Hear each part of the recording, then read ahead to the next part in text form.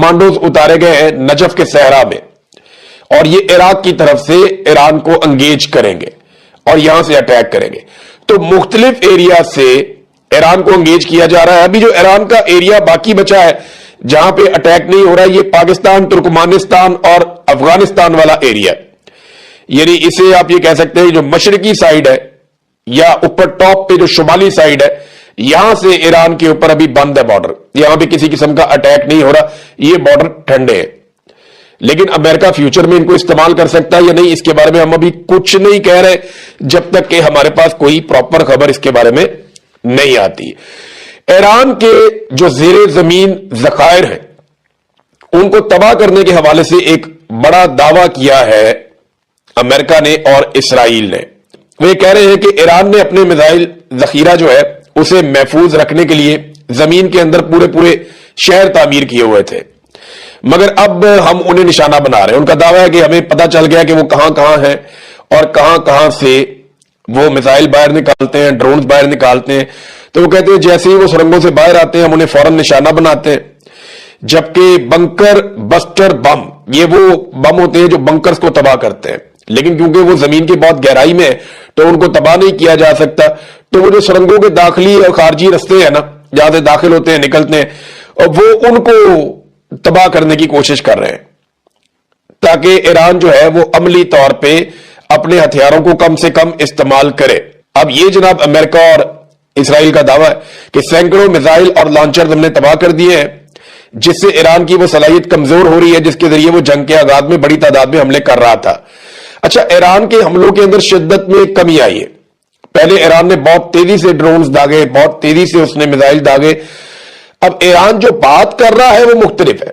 وہ یہ کہہ رہا ہے کہ ہم تو پرانے ہتھیار استعمال کر رہے تھے، ہم نے تو 3rd اور 4th جنریشن کے ابھی استعمال ہی نہیں کیا ہتھیار، ہمارے جو لیٹسٹ میزائلز ہیں وہ تو پڑے ہوئے ہیں، وہ تو استعمال کرنے ہیں۔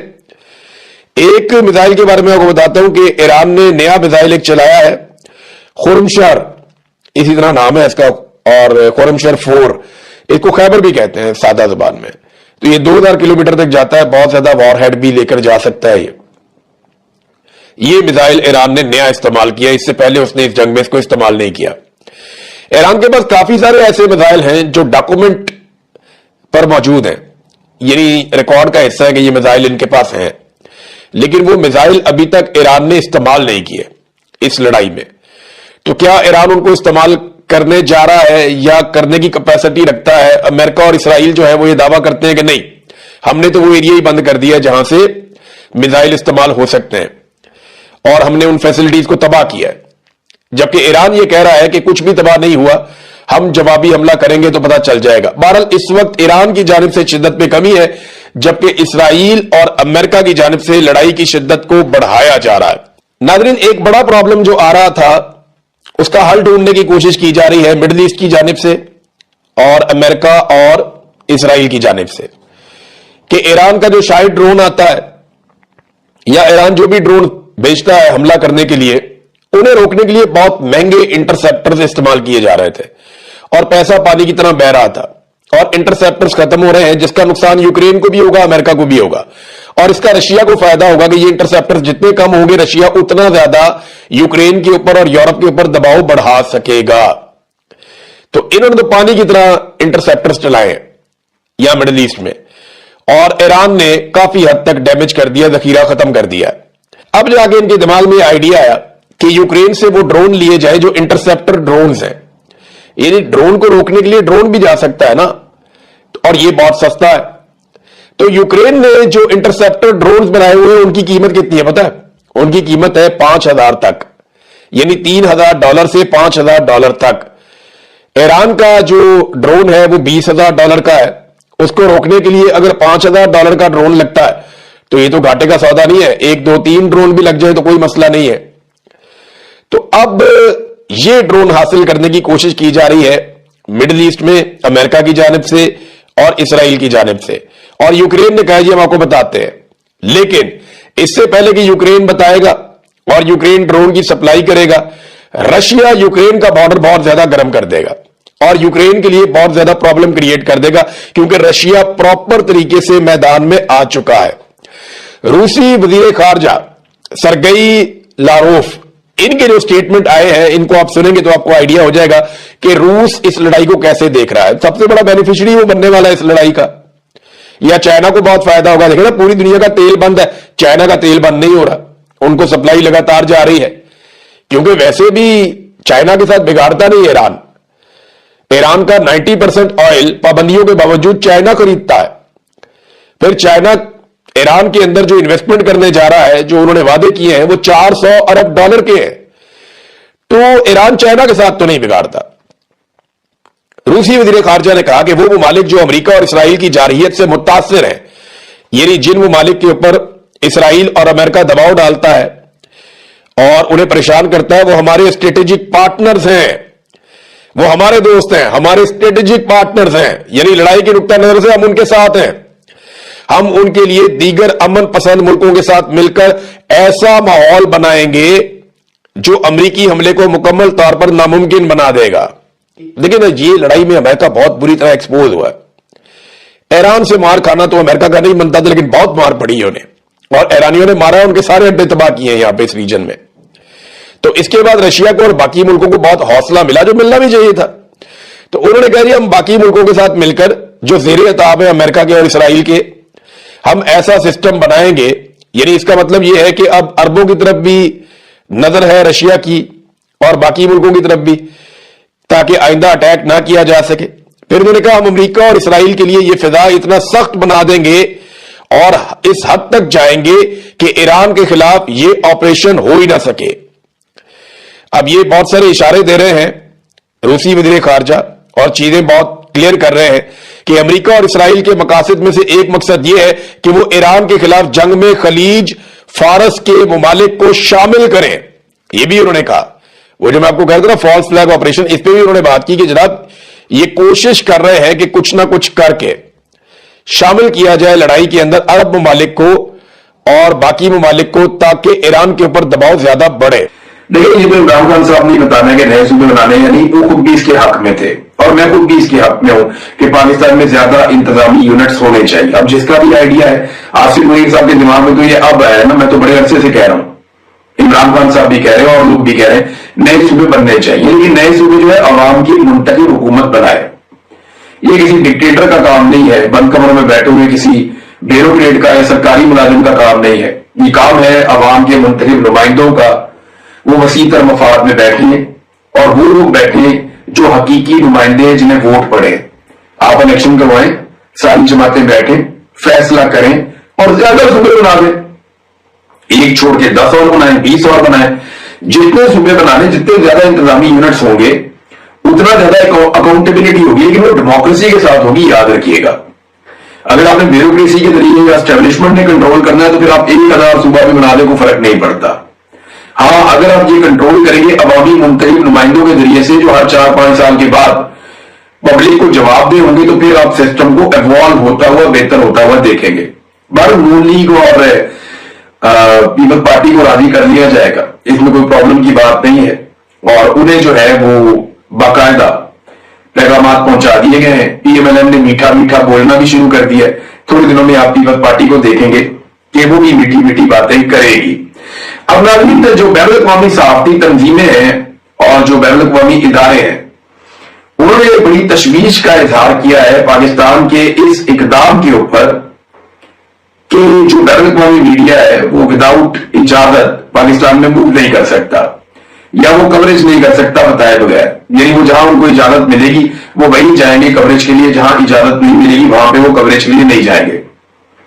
इससे सिर्फ 2 चीजें साबित होती हैं। एक तो ये सवाल उठाया जा रहा है बैनुल अक़वामी मीडिया की जानिब से, सहाफ़ती इदारों तंजीमों की जानिब से, कि पाकिस्तान छुपाना क्या चाहता है। पाकिस्तान की सरकार वो कौन से जराइम पे पर्दा डालना चाहती है जिन्हें वो दिखाना नहीं चाहती, और वो ये चाहते हैं कि बैनुल अक़वामी मीडिया पाकिस्तान में मूवमेंट अपनी बंद कर दे। नंबर 1 तो सवाल ये है। नंबर 2, अगर तो ये सिक्योरिटी का बहाना बनाते हैं तो फिर हमें याद रखना चाहिए कि बैनुल अक़वामी मीडिया को पाकिस्तान की सरकार ये बता रही है कि पाकिस्तान में रेट ऑफ द गवर्नमेंट खत्म हो गई है, हमारी पुलिस, हमारा निजाम आपको तहफ़्फ़ुज़ नहीं दे सकता, लिहाजा आप पाकिस्तान में मूवमेंट करने के काबिल नहीं है, आप इस्लामाबाद तक अपने आप को महदूद कर लें या 1-2 बड़े शहरों तक अपने आप को महदूद कर लें।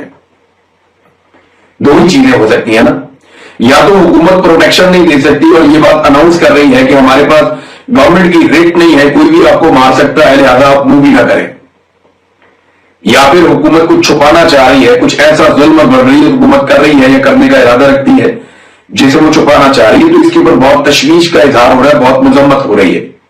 और आने वाले दिनों में अगर अभी DGISPR ने कोई प्रेस ब्रीफिंग दी या कोई वज़ीर इत्तलाआत ने कोई प्रेस ब्रीफिंग दी, तो आप इंटरनेशनल मीडिया को वो ये बुलाते हैं ना, तो वहां पे आप उनकी जानिब से रद्द-ए-अमल भी देखेंगे कि वो इसके ऊपर अपना रद्द-ए-अमल भी देंगे। इस वक्त जो नागरिक पाकिस्तान की इंटेलिजेंस एजेंसीज हैं, उन्होंने एक नया सिस्टम बनाया और ये कि मुझे जाती तौर पे पता चला, कुछ लोगों को इसका एक्सपीरियंस हुआ तो हमें समझ आ गई कि एक्चुअली ये कर क्या रहे हैं। फिर मैंने थोड़ा डिग आउट किया, इधर उधर लोगों को छेड़ा तो मुझे पता चल गया कि एक्चुअली ये खेल क्या रहे। तो आप सारे जरा गौर से सुन लें, खासतौर पर वो लोग जो इस वक्त मुजामत करना चाह रहे हैं। पाकिस्तान की सरकार ने, एजेंसियों ने बहुत सारे नंबरों को डाला हुआ है ऑब्जर्वेशन के ऊपर। यही जैसे ही ट्रैकिंग पे लगाए हुए उनके नंबर, जैसे ही उनमें से कोई आदमी उस जगह पहुंचता है जहां पे शिकारी बैठे हुए, तो शिकारी उस आदमी को पकड़ लेते हैं शिकार समझ के। यही कई लोग ऐसे हैं कि जो अपना सिम को बंद रखते हैं और अपना व्हाट्सएप इस्तेमाल करते हैं, और वो व्हाट्सएप इस्तेमाल करते हैं VPN लगा के, और इंटरनेट की कनेक्शन भी उनके नहीं पता कि किसके नाम के ऊपर है, तो ये लोग नहीं पकड़े जाते, इनके बारे में नहीं समझ आती। पाकिस्तान के इदारों के पास इतनी बड़ी सहूलत नहीं है कि ऐसे बहुत सारे लोगों को वो पकड़ लें, तो बहुत मुश्किल है, बड़ा लंबा प्रोसीजर है। तो जो लोग भी अपनी सिम ऑन करते हैं ना, वो खतरे में आ जाते हैं और उनकी लोकेशन फौरन हाईलाइट हो जाती है। तो इस वक्त सैकड़ों नंबर ट्रैकिंग के ऊपर लगाए हुए हैं पाकिस्तान की इंटेलिजेंस एजेंसियों, उनमें से कोई भी, उनमें ज्यादातर सहाफी भी है और सियासतदान भी है। इनमें जैसे ही किसी का नंबर ऑन होता है किसी भी एरिया में, तो अब ऐसा नहीं होता कि वो पता चलता है कि इस एरिया में, अब वो स्पेसिफिक वो जगह बताते हैं कि इस जगह पे ये मोबाइल पहुंच गया है जिसकी सिम ऑन भी है और इस जगह पे ये है इस वक्त। तो ये दहशतगर्दी रोकने के लिए कभी इस लेवल तक नहीं गए। पाकिस्तान की एजेंसियां अगर दहशतगर्दी को रोकने के लिए इतनी मेहनत और इतनी कोशिश करती तो अब तक पाकिस्तान में दहशतगर्दी खत्म हो जाती। लेकिन कश्मीर के लिए आवाज उठाने वालों के खिलाफ या जुल्म और बर्बरियत के खिलाफ आवाज उठाने वालों के खिलाफ या इसराइल के खिलाफ मुजाहरा करने वालों के खिलाफ ये सारी चीजें एक्टिवेट की गई हैं।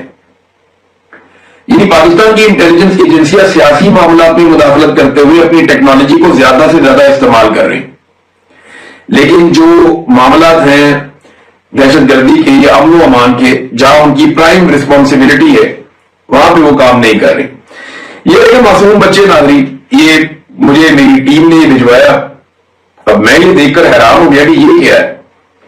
ये मासूम बच्चे, इन्होंने कोई टिकटॉक बनाया मरियम नवाज के खिलाफ कि बिजली नहीं आ रही, 1 घंटा बिजली आती है फिर बिजली चली जाती है, तो बहुत परेशान हो। जनाब बच्चों ने यहां पे एक टिकटॉक बना दिया, पुलिस वाले इनको पकड़ के माफी मंगवा रहे हैं। फिर ये एक और तस्वीर देखें, ये 14 अगस्त पे इमरान खान साहब की तस्वीर वाली जो टी शर्ट्स हैं, ये बहुत बड़े पैमाने पे मार्केट में बेचने का प्रोग्राम था।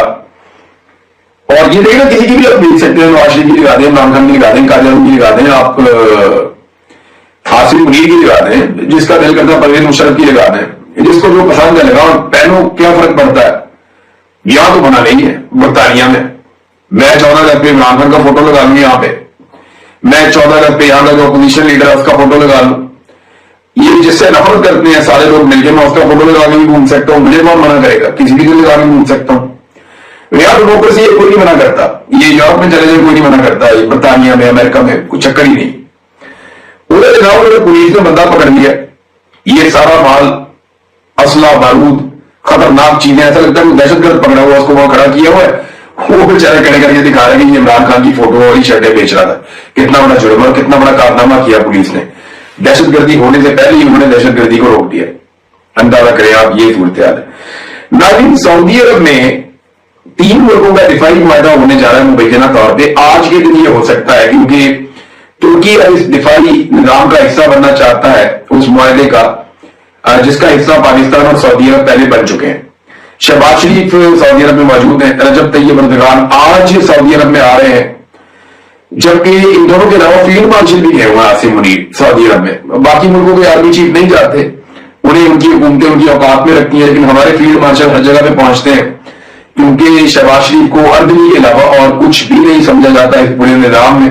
بہرحال یہ ایک معاہدہ ہونے جا رہا ہے اور یہ ایک دفاعی معاہدہ ہوگا پاکستان، ترکی اور سعودی عرب کے بیچ میں۔ 3 ملک ہے، یہ لوگ کل کو نوکری پہ نہیں بھی ہوں گے تو یہ معاہدہ تو رہے گا، لیکن معاہدے کی جو شرائط ہیں، جو معاہدے کی چیزیں ہیں، وہ قوم کے سامنے ضرور رکھنی چاہیے تاکہ پوری قوم جان لے کہ ایکچولی ہم نے سعودی عرب کے ساتھ کس طرح کا معاہدہ کیا ہے، اس کی نوعیت کیا ہے۔